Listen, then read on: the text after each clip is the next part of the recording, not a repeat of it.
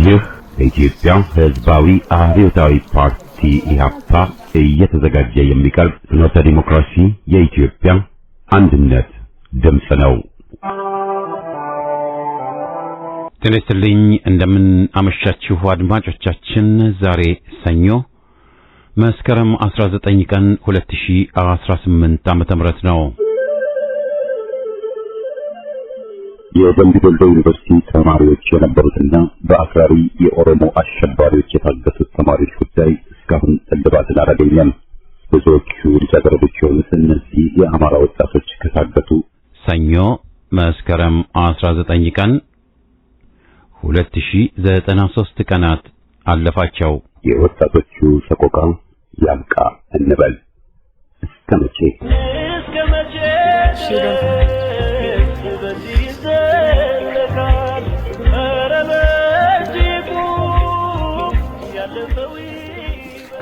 በዛሬ ዝግጅታችን በቅድሚያ ዜና በማስከተልም ባለፈው ሳምንት የመጀመሪያውን ክፍል አቅርበነው የነበረውን ትግል ሲሉ ትግል ስንል ክፍል 2ን እናሰማለን። በቅድሚያ ዜና። በጃዊ መተከል ክፍለ ጦር አንድነት ብርጌድ 6ኛ የፍትሐ ንጉሥ የክፍለ ጦር ኢንጂነር ክብር ተመስገን ብርጌድና 9ኛ ሳሙኤል አወቀ ክፍለ ጦር ሶማ ብርጌድ ተተኪ የሰራዊት አባላትን አስመርቀዋል። የብልጽግናን ሰራዊት የሚያንበረከክ ብቻ ሳይሆን የቀጠናውን ሰላም በዘላቂነት የሚያጸና የአማራ ሰራዊት መገንባት ከቅድስ አጀንዳችን የማይጠፋ ነው ሲልም አርበኛ አስረስ ማረዳም ገልጿል። አጋጣሚ በተገኘበት የሰሞኑ ምረቃ ፕሮግራም ጀነራል አሳምነው ያደራ ቃል የሚያስታውስ ከብርጌዱ መልእክትም ተላልፏል። ሶማ 200 ኮማንዶ የምረቃ ፕሮግራሙ ላይ ጥቁር ክላሽ አስታጥቆ ያስመረቀ የመጀመሪያው ብርጌድ ሆኖም ተመዝግቧል። ዘመቻ አርበኛ አደም አሊ አባናደው ዛሬም ተጠናክሮ ቀጥሏል። የአማራ ፋኖ ብሔራዊ ኃይል ምስራቅ አማራ ቀጠና ምኒልክ ለኢያሱ ኮር ነጻ በአዋጣቸው የሰሜንና የደቡብ ወሎ ዞን እና ወረዳ ከተሞች ላይ ሰፊ ህዝባዊ ውይይቶች በማድረግ የከረፈውን የብልጽግና መዋቅር እየናደ የራሱን መዋቅር እየዘረጋ መሆኑ ታውቋል። በደቡብ ወሎ ዞን አምባሰል ወረዳ ውጫሌ ከተማ ከነዋሪው ጋር ህዝባዊ ውይይት በማድረግ ማህበራዊና የቀጠና አቅጣጫ በማስቀመጥ ውይይቱ ተጠናቋል።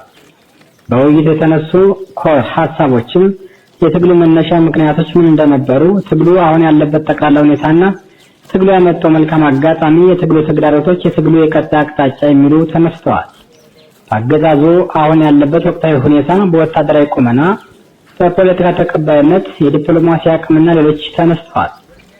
ሶስተኛው በራስ አስተዳደርና በጸጥታ ጉዳይ ሲሆን የሀገር ሽማግሌዎች፣ የሰላም ሚኒስቴር ኮሚቴዎች፣ የቅሬ እና የእድር እንዲሁም የእምነት አባቶች ተገኝተው ያላቸውን ውስጣዊ አስተሳሰብና የፖለቲካ ሁኔታ ለመገንዘብ ተችሏል። የህዝብና የኛ ግንኙነት ምን መሆን አለበት?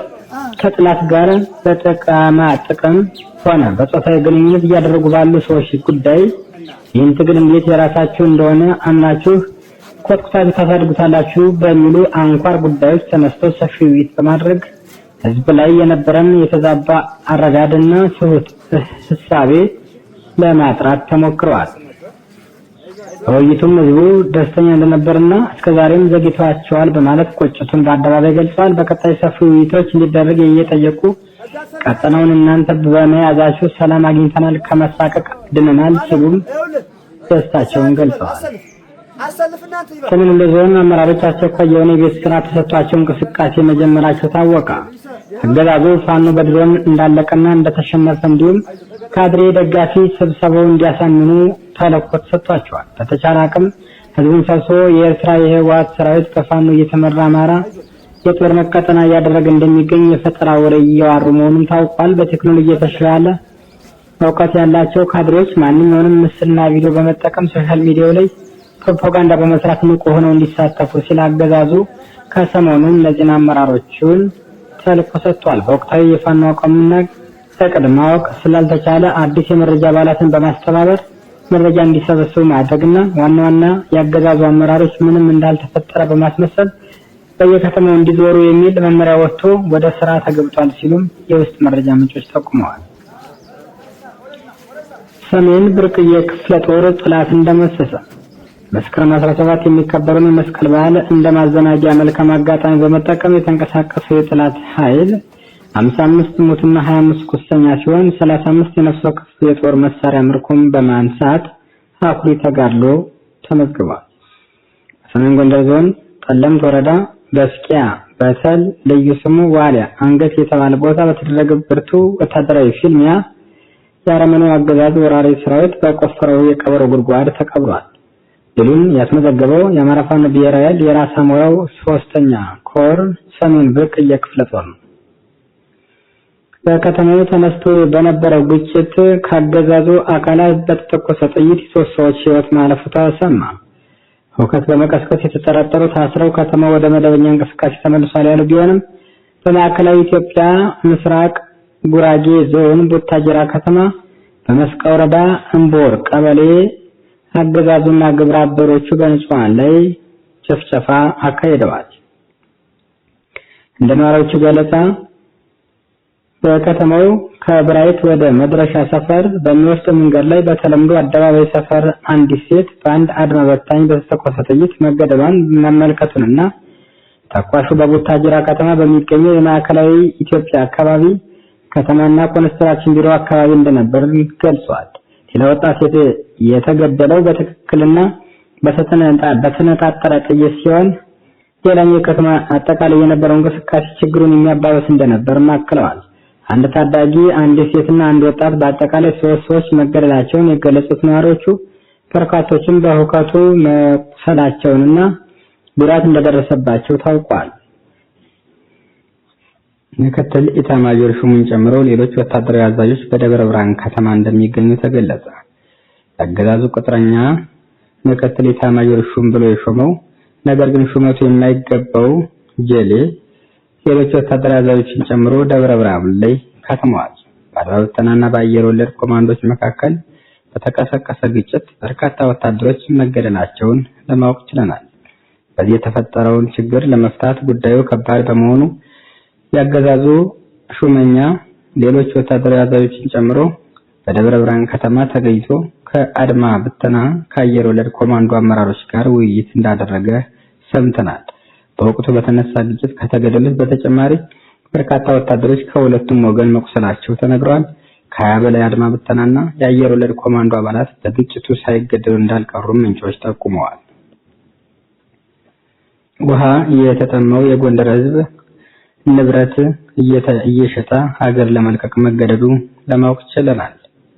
ውሃ የተጠማው የጎንደር ከተማ ሕዝብ ንብረቱን ሸጧል የተባለ ሲሆን በጎንደር ከተማ ባንገረብ የውሃ ግድብ የነበረ መዳብና ለወርቅ አንጣሪዎች የሚያገለግል ንጥረ ነገር ቅልቅል ያለው ቴብል የከተማው ሕዝብ ንብረት በቀላሉ ለማንሳትና መጫን በሚያስቸግራቸው በግራይንደር ቆርጠው በማውጣት በተቋሙ ተሽከርካሪ ተጭኖ ጎንደር ከተማ ለሚገኝ የሌባ ተቀባይ ወርቅ ቤት እንደተሸጠም ታውቋል። ይህ በአገዛዙ አመራሮች የተደገፈ የሌብነት ስራ 3.4 ሚሊዮን ብር መሸጡን የጎንደር ከተማ መረጃውን አድርሰውናል። የተሰጣቸውን የህዝብና የመንግስት አደራጅ ችላ ብለው በብልሹ ስራው በቀጥታ የተሳተፉ አካላትም አንደኛ ላቅ ያለው አንዳርጌ የጎንደር ከተማ ውሃ አቅርቦት አገልግሎት ዋና ስራ አስኪያጅ፣ ሁለተኛ መኳንንት ቢራራ ምክትል ስራ አስኪያጅና የመጠጥ ውሃ ቡድን መሪ፣ ሶስተኛ መረሻ ወርቁ ምክትል ስራ አስኪያጅና ፋይናንስና ንብረት አስተዳደር መሆናቸው ታውቋል። አቶ ታምራት የተቋሙ ህዝብ ግንኙነት ሲሆን የተቋሙ የጥበቃ ሰራተኛ አቶ አስረስ፣ አቶ ብርሃኑና አቶ አዩልኝ የህዝብ ገንዘብ በአደባባይ ሲሸጥ እያዩና እየሰሙ ዝምታን በመምረጥ ኃላፊነታቸውን ስላልተወጡ ሊጠየቁ በጉዳዩ ላይ ሙሉ ማብራሪያ ሊሰጡ ይገባቸዋል ሲል ህዝብ እነዚህን ባንዳ ሌቦችን አጋልጦ ይፋ አድርጓል። የዕለቱ ዜና በዚያ በቃ።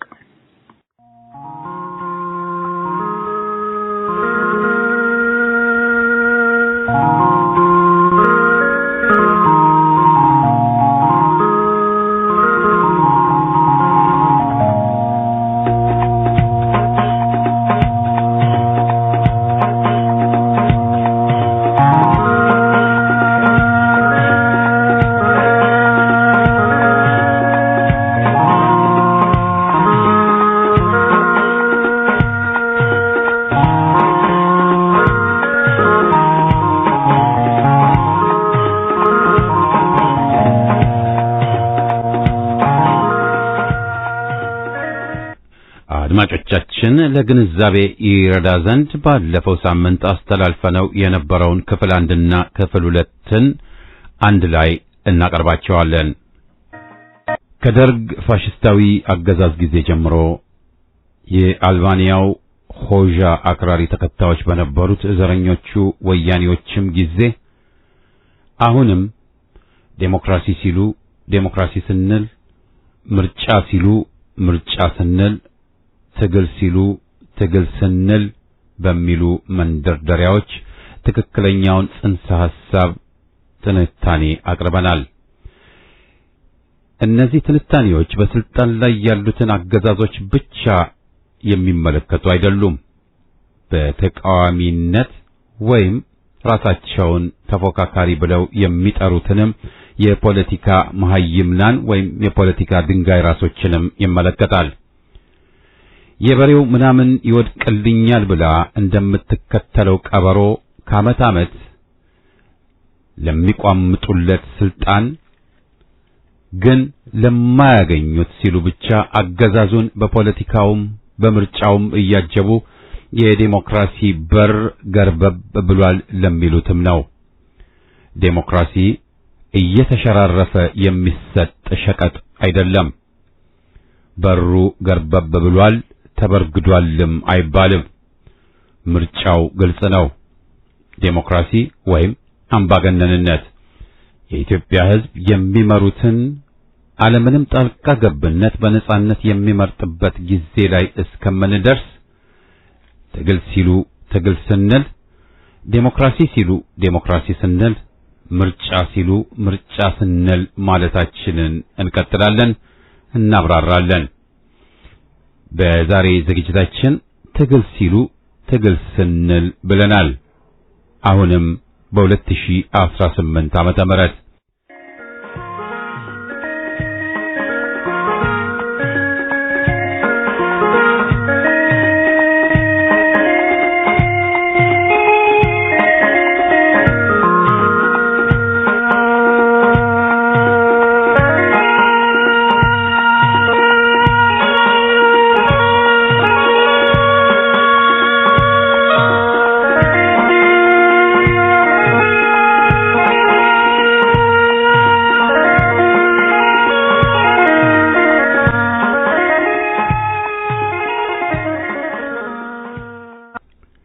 ትግል ሲሉ ትግል ስንል መስከረም 2018 ዓመተ ምህረት ኢህአፓ ትግል ሲልና ወያኔ ከመጣ ጊዜ ጀምሮ እንዳሸን የፈሉት ተቃዋሚ ነን ባይ ድርጅቶች ትግል ሲሉ ትርጉሙ ለየቅል ነው።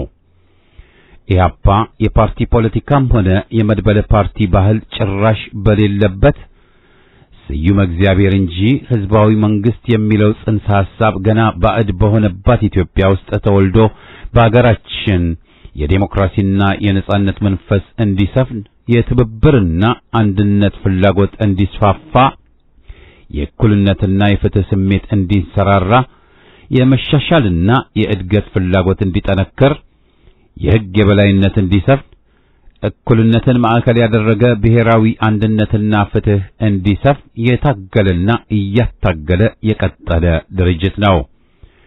ኢህአፓ እንደ ጠባብ ብሔረተኞችና ተገንጣይ ኃይሎች ሳይሆን በወርድና በስፋቱ በቅርጽና ይዘቱም ሆነ በስነ ምግባሩ ኢትዮጵያዊ ሆኖ ነው የተደራጀው። በመሆኑም ከማንም በፊት ጎሳ የሚለውን የወያኔን ነጠላ ዜማ ያጋለጠ ብቻ ሳይሆን በዱር በገደሉ በይፋ የተዋጋቸውና እየተዋጋቸው የቀጠለ ኢትዮጵያዊ ኃይል ነው። ዛሬ ወያኔንም ሆነ የጎሳ ስርዓቱን እታገላለሁ የሚለው ድርጅት ሁሉ ያኔ የት ነበር? ኢህአፓ ትምክህተኝነትም ሆነ ጠባብ ብሔረተኝነት ከአንድ ወንዝ የተቀዱ የህብረተሰብ ጠንቆች ናቸው ብሎ ያምናል። በመሆናቸውም ሰውን በሰውነቱ ሳይሆን በዘር ግንዱና በቆዳው ቀለሙ ከፍና ዝቅ አድርጎ ከማየት አባዜ የመነጨ አሉታዊ ስሜቶች በመሆናቸው ዕጣ ፈንታቸውም በአገራችን ውስጥ ካለው የአፓርታይድ ፖሊሲ ጋር የተቆራኘ መሆኑን ያምናል። ጠባብ ብሔረተኝነት በይዘቱ የዘር ፖለቲካ በመሆኑ ጸረ ሰብዕና፣ ጸረ ዴሞክራሲ፣ ጸረ አንድነትና ጸረ ሰላም ከመሆኑም በላይ በዘረኝነት የተለከፉ ፖለቲከኞች ሁሉ ከሰው ተራ የወጡ አረመኔዎች ናቸው። የአገራችን ፖለቲካ ብሎም በትረ መንግስቱ ከሁለቱም ስሜቶች በላይ በሚያስብ በሳልና አገራዊ መንግስት እስካልተተካ ድረስ ስንቅና ትጥቃቸው ቂምና ቁርሾ ለሆነው ጠባብ ብሔረተኞችና ትምክህተኞች ተመቻችተን እንቀጥላለን ማለት ነው። ስለዚህ የዜጎችን እኩልነት ማዕከል ያደረገ ብሔራዊ አንድነትን መገንባት ብሎም ህዝቡ በቀጥታም ሆነ በተዘዋዋሪ መንግስታዊ ስልጣንን የሚቆጣጠርበት የህግ የበላይነት የተረጋገጠባትና የሰው ልጅ በሰውነቱ የሚከበርባት ኢትዮጵያን በመፍጠር የሁለቱን ኢሰብአዊ ስሜቶች ደብዛ ማጥፋት የግድ ነው ብሎ ኢህአፓ ያምናል። ለዚህም ነው ኢህአፓ በአወቃቀሩም ሆነ በአደረጃጀቱ ህብረ ብሔራዊና በኩሩ ኢትዮጵያውያን የታነጸ በመሆኑ ጠባብ ብሔረተኞችና ትምክህተኞች አምረው የሚጠሉት። በአንጻሩ ደግሞ አባላቱና ደጋፊዎቹ እጅግ የሚኮሩበት። የአባላቱና ደጋፊዎቹ ጽናት፣ እምነት፣ ጥልቅ የአገር ፍቅር ስሜታቸውና ወኔያቸው የማይነጥፈው በቀጣይነት ለሚታገሉለት ነጻነት፣ እኩልነት፣ ዴሞክራሲ፣ ብሔራዊ አንድነትና ሉዓላዊነት አስተማማኝ የትግል መሳሪያቸው መሆኑን ጠንቅቀው ስለሚረዱ ነው። የፖለቲካ ንቃት፣ የንድፈ ሐሳብ ጥራት፣ ብስለትና ብቃታቸውም እንዲሁ በቀጣይነት የሚመነጨው ከዚሁ ቋሚ ከሆነው የድርጅታቸው መተክል ነው። ለእናት ሀገራቸው ቀናኢ በመሆናቸውም ዓላማቸው፣ ፍልስፍናቸው፣ ርዕዮተ ዓለምም ሆነ አጀንዳቸው ኢትዮጵያዊ ነው። አባላቱ ለሀገራቸው ያላቸው ፍቅር ፍጹም የማይነጥፍ ከመሆኑም በላይ በገንዘብና በንዋይ የሚለካ ሸቀጥ አለመሆኑን ጠንቅቀው ያውቃሉ። ለዚህም ነው ሞቅ ደመቅ ሲል አጉል መኮፈስ፣ ጸጥ ረጭ ሲል ጭራሽ መረበሽ የማይታይባቸው። ኢህአፓ ለአገር አንድነት፣ ለዲሞክራሲ፣ ለሕግ የበላይነት፣ ለሕዝብ እኩልነትና ለፍትህ መታገል ከጀመረ ከግማሽ ምዕት ዓመት በላይ ሆኖታል። በውሸት ዴሞክራሲና በባዶ የምርጫ ድራማ መጠለፉ ያብቃ በሚል መሪ ቃልም ጠባብ ብሔረተኞችንና ተገንጣይ ኃይሎችን መታገል ከጀመረ ይኸው ወደ 40 ዓመት ሊሞላው ነው። አገራችን ኢትዮጵያ ከወያኔ በፊትም ሆነ በኋላ የምርጫውን ሂደት በራሳቸው ቁጥጥር ስር በማድረግና ሌላ ተወዳዳሪ ድርጅት በአገሪቱ ውስጥ ጠንክሮ እንዳይወጣ ያጠመዱት ሴራ ሰርቶላቸው ይኸው ለ40 ዓመት ሊገዙን ችለዋል። ወያኔና ግብረ አበር ድርጅቶች ጠንክረው የሰሩት አንድ አገር፣ አንድ ሕዝብ፣ አንድ ሰንደቅ ዓላማና አንድ መንግስት ብለው የተደራጁትን ድርጅቶች በማዳከም ነው። አገር ውስጥ በነጻ እንዳይደራጁና እንዳይንቀሳቀሱ ራሱ ባወጣው ከማገድም ባለፈ ሆዳም ምሁራንና ከደርግ የማረካቸውን ወታደራዊ ወከንኖች ሰብስቦ በጎጥና በጎሳ አደራጅቶ ከፋፋይ መርሃ ግብሩን ለመተግበር በድፍን ኢትዮጵያ በተናቸው። ብሎም አገራችንን በጎጠኞች ጥላ ቢስ በሆኑ ቡድኖችና በራሱ አምሳል በፈጠራቸው ተለጣፊ ቡድኖች አጥለቀለቃት። ይህን ሁሉ ጉድ ተሸክሞ ደከመኝ ሰለቸኝ ሳይል ለስልጣን ፍርፋሪና ለተገንጣይ ወንበር ብሎ በኢትዮጵያ አንድነትና ሉዓላዊነት ያልተደራደረ ኢትዮጵያዊ ድርጅት ቢኖር ኢህአፓ ብቻ ነው። የተቀረው ሲሄድ ሲመጣና ለወያኔ ተንኮል ሰለባ ሲሆን ነው የምናውቀው። ኢህአፓ ለሰፊው የኢትዮጵያ ሕዝብ በተለይም ለአዲሱ ትውልድ የጠላትን ጉድና ገመና በማጋለጥ ታሪካዊና ብሔራዊ ግዴታውን በመወጣት ላይ ይገኛል። አዲሱ ትውልድ ማወቅ ያለበት የነኚህ መሰሪ ጠላቶቻችን ዋና ዓላማና ግባቸው ሌላ ሳይሆን ኢትዮጵያ እንደ ሀገር እንዳትቀጥል ለማድረግ መሆኑን ነው። ለምሳሌ ኢትዮጵያውያን ሕገ አራዊት በሚሉት የወያኔው ሕገ መንግሥት አንቀጽ 39 በመባል የሚታወቀው አሐዝ የሀገራችንን የግዛት አንድነትና ሉዓላዊነት የመገሰስ ወንጀል ሕጋዊ ማድረጉን ላብነት መጥቀስ ይቻላል። በዓለም ላይ የአገሩን የግዛት አንድነትና ብሔራዊ ጥቅም ለድርድር ያቀረበ መንግስት አለ ከተባለ የወደቀው ወያኔና ያሁኑ ራሱን ብልጽግና የሚለው የኦሮሞማ መንጋ ብቸኛ ምሳሌዎች ናቸው።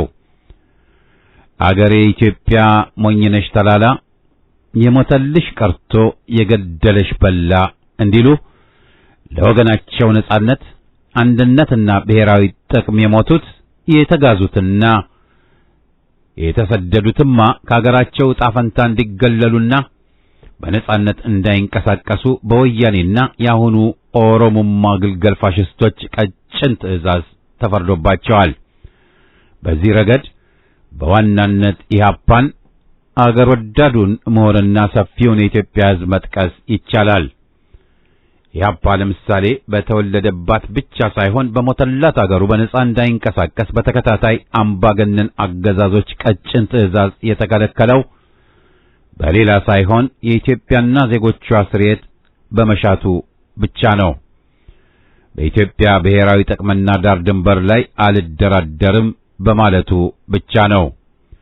ሐቁ ይነገር ከተባለ በታሪክ ወያኔና ጠባብ ብሔረተኞች ባጠመዱት ወጥመድ ውስጥ ገብቶ ታሪኩን ያላቆሸሸ ብቸኛ ኢትዮጵያዊ ድርጅት አለ ከተባለ ኢህአፓ ብቻ ነው። ሁሉም ድርጅት ማኖ ሲነካና በሕዝብ ፊት ሲዋረድ ኢህአፓ ብቻ ነው በትግል መሞት ሕይወት፣ ዳግም ትንሣኤ፣ ልደት በማለት በዓላማው ጸንቶ በቁራት የቀጠለው። አለው የሚል ካለ ሜዳውም ፈረሱም ይኸው ይምጣና እንጠያይቅ እንላለን። ክፍል 2 ኢህአፓ በወያኔ ጊዜ የተካሄዱትን የይስሙላ ምርጫዎች በሙሉ የውሸት መሆናቸውን ለሕዝብ እያጋለጠና ወያኔ ሕጋዊ ሽፋን ያገኝ ዘንድ የምርጫ በተባለ ቁጥር የሚያጅቡትን ተለጣፊና አስመሳይ ድርጅቶችን ሲያወግዝ ነው የኖረው። ባጭሩ በታሪክ 6 ጊዜ የተደረጉትን የወያኔ የይስሙላ ምርጫዎች ሁሉ ሲያጋልጥና ሲታገል የቆየው ኢህአፓ ብቻ ነው። ኮሎኔሉም ገና ሀ ብሎ ሲነሳና ኢትዮጵያ ኢትዮጵያ እያለ የሕዝቡን ቀልብ መሳብ ሲጀምር ወገን እንዳይታለል የማስጠንቀቂያ ደወል ያሰማው ኢህአፓ ብቻ ነበር። ተረኛ ወሬኛና ጠባብ ብሔረተኛ ነው በማለት ኮሎኔሉን በስሙ የጠራው አሁንም ኢህአፓ ብቻ ነበር። ጥርሱን ነቅሎ ያደገበትን የወያኔን በረት ረስተው ኮሎኔሉን ሙሴ ብለው ለሰየሙት ደናቁርት ምሁር ተብዬዎች ሁሉ ሰውየው ሙሴ ሳይሆን ሙሶሊኒ ነው፣ እርማችሁን አውጡ በማለት ሐቁን የተናገረ ኢህአፓ ነበር። ስለሆነም ኢህአፓ አንድ ከወያኔ አብራክ የወጣን ጭራቅ ሙሴ ብለው ከሰየሙት ደናቁርት ምሁራን ሁሉ ተለይቶ የኖረው በአገራችን ጠላቶች ላይ ባለው የማያወላዳ አቋም ነው። በመጨረሻም በታሪክ ኢህአፓ ለዘመናት ሕዝብን ይቀሰቅስ የነበረው እውነታ ሐቅ መሆኑ ግልጽ የሆነው በ1997 ዓመተ ምህረት ነበር ማለት ይቻላል። ይኸውም በተጨባጭ ሕዝቡ በነቂስ ወጥቶ ጎሳ፣ ሃይማኖት ሳይል ተቃዋሚ ድርጅቶችን ሲመርጥ ወያኔ ራቁቱን ወጥቶ አውሬነቱ ብቻ ቀረ። አስመሳይና አረግሬሳ ድርጅቶችም እንዲሁ። በቀጣይነትም ወያኔንና ጠባብ ብሔረተኞችን በሚገባ ያጋለጠና ሕዝብን በሰላምና በምርጫ ስም ያወናብዱ የነበሩትን አስመሳይ ተቃዋሚ ድርጅቶችን ሁሉ በሚገባ ያጋለጠው የ1997 ዓመተ ምህረቱ ታሪካዊ ክስተት መሆኑን የሚክድ ዜጋ የለም። በመሰረቱ በ1997 ዓመተ ምህረት በአገራችን ውስጥ የተደረገው ምርጫ ከዚያ በፊት ከተደረጉት የምርጫ ሂደቶች ሁሉ ልዩ የሚያደርገው ወያኔንና ተለጣፊ ድርጅቶችን ማጋለጡ ብቻ ሳይሆን ጭንብላቸውን አስወልቆ ማንነታቸውን ለዓለም ያጋለጠ ታሪካዊ ሂደት መሆኑም ጭምር ነው ማለት ይቻላል። ያም ብቻ ሳይሆን ተቃዋሚ ነን በማለት ያዙኝ ልቀቁኝ ይል የነበረው አስመሳይ ተቃዋሚ ሁሉ ገና የአጋዚ ጦር ብቅ ሲል ሕዝቡን ትቶ ወደ እንግሊዝ ኤምባሲ ሲሮጥ የታየበት አስተዛዛቢ ወቅትም ነበር። በ1997 ዓመተ ምህረት የተደረገው ምርጫ ከዚያ በፊት ከተደረጉት ሁሉ ልዩ የሚያደርገው የኢትዮጵያ ሕዝብ በተለይ የአዲስ አበባ ሕዝብ ነቂስ ወጥቶ የወያኔን ተቃዋሚ መምረጡና ወያኔን 10-0 ዘርሮ እርቃኑን እንዲቀር ማድረጉን ይመለከታል። በመሆኑም በኢትዮጵያ የፖለቲካ መልክዓ ምድር ወያኔ ላይ ጀንበር መጥለቅ መጀመሯን እንድናይ ያደረገ ታሪካዊ ክስተት መሆኑን መካድ አይቻልም። በአንጻሩ ህዝቡ በተለይም ወጣቱ ድምጻችንን አትሰርቁም በማለት ወያኔ ካሰማራው የአጋዚ ጦር ጋር ፊት ለፊት ሲፋለምና በሺህ የሚቆጠር ዜጋ ሲታሰርና ወደ 200 የሚሆኑ ወጣቶች ሲገደሉ ከደሙ ንጹህ ነኝ ያለው ብርሃኑ ነጋ ማንነቱን ያጋለጠው ያኔ ነበር። ተቃዋሚ ነን፣ ምረጡን፣ ለህዝብና ለሀገር እናገለግላለን እያለ በየመድረኩ የለፈለፈው ሁሉ እግሬ አውጪኝ ብሎ የሮጠው ወደ ሌላ ሳይሆን ወደ እንግሊዝና አሜሪካ ኤምባሲ ደጆች መሆኑን ስናይ በጣም ያዘንበት ወቅት መሆኑንም አንረሳም። ሌላው ልደቱ ክህደቱ የቅንጅቱንና የህብረትን አባላትና ደጋፊዎች እያጋለጠ ለነወያኔ ሲሰጥና የቀረው አመራር ደግሞ እጃቸውን ለወያኔ ሲሰጡና ህዝቡን አጋልጠው ለአጋዚ የሰጡበትን ሁኔታ አይተን መታዘባችንን ይመለከታል። በተቀሉ በዋና ከተማዋ ተቀጣጥሎ የነበረው ህዝባዊ አመጽም ያለ መሪ ተበትኖ የቀረው በዚህ አይነት በመሆኑ የ1997 ዓ.ም የምርጫ ሂደት ከዚያ በፊት ከነበሩት ወያኔ ሰራሽ የምርጫ ተውኔቶች ሁሉ በአይነቱ ይለያል።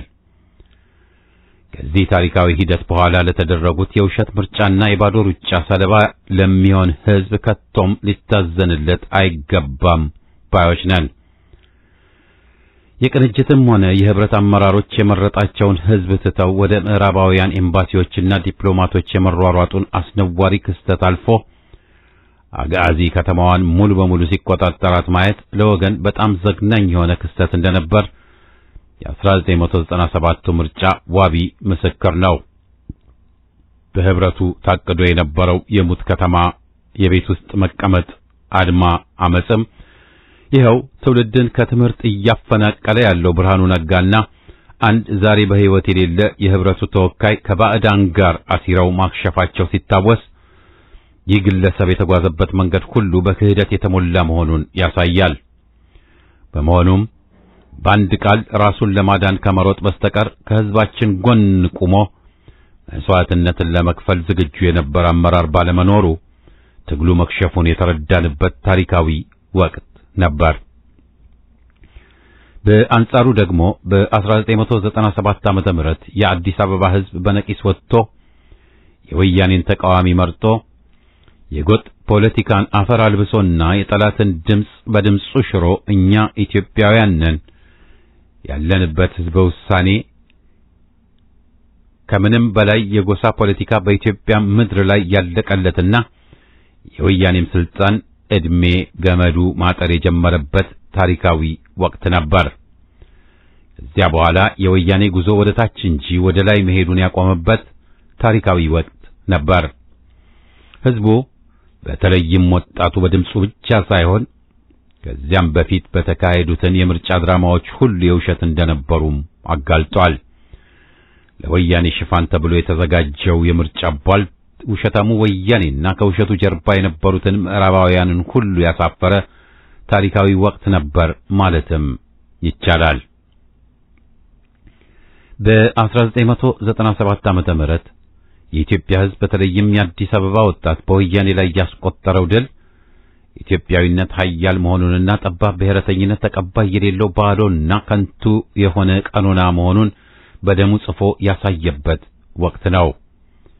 ይኸውም እኛ ብሔር ብሔረሰቦች ህዝቦችና ንዑስ ቤተሰቦች ሳንሆን አንድ ህዝብ፣ አንድ አገር፣ አንድ መንግስትና አንድ ዳር ድንበር ያለን ሉዓላዊ ህዝብ ነን ብሎ የወጣበት በጠባብ ብሔረተኞች ላይም እየጋመ የመጣው እንቅስቃሴ የወያኔን የጎሳ ካርድ ማቃጠል ብቻ ሳይሆን በምትኩ ኢትዮጵያንና ኢትዮጵያዊነትን ከፍ አድርጎ የወያኔን ቅስም የሰበረበት ታሪካዊ ክስተት ነበር።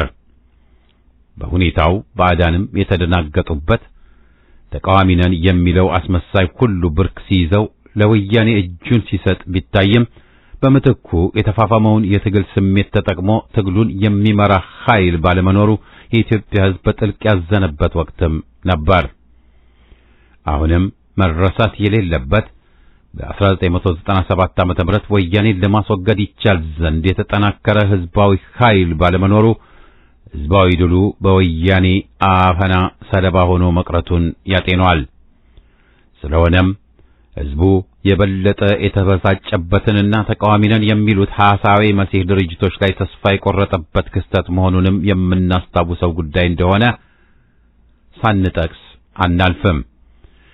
ይባስ ብለው የተቃዋሚ ድርጅት አመራሮች ከህዝብ ጀርባ ከባዕዳን ጋር ሲያሴሩ፣ ግማሾቹ ገና ሳይዋጉ እጅ ሲሰጡ፣ ሌሎች ደግሞ የ5 ቀን የሙት ከተማ ተቃውሞን በማክሸፍ ለሟቹ መለስና በረከት ስምዖን የእጅ መንሻ ያደረጉትን ከሃዲዎች ስናስታውስ በቁጭት ነው። ታዲያ የወያኔ ዕለተ ምርጫ በደረሰ ቁጥር ምርጫ ጭንቅ ሲመጣና ግፊቱ ሲጨምር ደግሞ ለታላቁ ሩጫ ከሆነ ምርጫው ምን ምርጫ ሆነ? እንደ ፖለቲካ ድርጅት ቅድመ ሁኔታ ሳያቀርቡ የምርጫ ወቅት በደረሰ ቁጥር ለምርጫ መኳተን ምን ያህል የዘቀጠ ፖለቲካዊ ስነ ምግባር እንደሆነ ፍርዱን ለህዝብ፣ ለታሪክና ለመጪው ትውልድ ትተነው እናልፋለን። እውነቱ ይነገር ከተባለ ደግሞ ምርኮኞቹን ሁሉ በዘር ፖለቲካ እየቃኘ ወደ ድርጅቶች አሰርጎ በማስገባት እያንዳንዱን ድርጅት አቅመቢስ እንዳደረገው ራሱ ወያኔ ግጥም አድርጎ ያውቀው እንደነበር ሁሉ ተረኛው ኮሎኔልም ዛሬ በተመሳሳይ መልክ ተቃዋሚ ነኝ የሚለውን ክፍል ገመና ከራሱ በላይ የሚያውቀው ጉድ ነው። ይህን ሁሉ ጉድ ተሸክመው ነው እንግዲህ በተቃዋሚ ስም ለግልገሉ አምባገነን ሽፋን ለመስጠት እያኮበኮቡ የሚገኙት። ስለዚህ ዛሬ ለሰፊው የኢትዮጵያ ሕዝብ ያለን መልእክት በውሸት ምርጫ፣ በዜሮ ድምር ሩጫና አስመሳይ ተቃዋሚ ነን ባይ የታሪክ አተላዎች መደለልህ ያብቃ ነው። ሁሉም የፖለቲካ እስረኞች ይፈቱ። ኢትዮጵያዊነት ያቸንፋል።